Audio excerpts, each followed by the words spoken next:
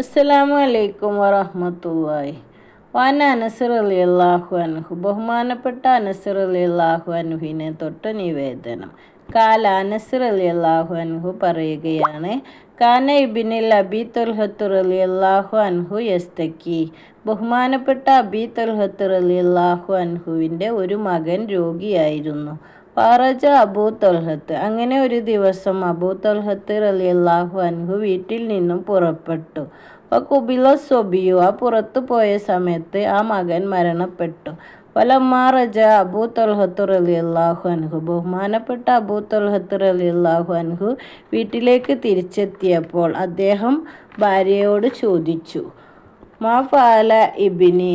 അവൻ്റെ അവസ്ഥ എങ്ങനെയുണ്ട്? കുട്ടിയുടെ മാതാവിനോട് ഉപ്പ ചോദിക്കുകയാണ്, മോൻ്റെ അവസ്ഥ എങ്ങനെയുണ്ട്? കാലത്ത് ഉമ്മു സുലൈമ. ബഹുമാനപ്പെട്ട ഉമ്മു സുലൈമ ബീവി, ആ ഉമ്മ പറയുകയാണ്, ഹുവ അസ്കനു മാ കാന. മുമ്പുള്ളതിനേക്കാൾ ശാന്തനാണവൻ, നേരത്തെ ഉള്ളതിനേക്കാൾ ശാന്തനാണവൻ.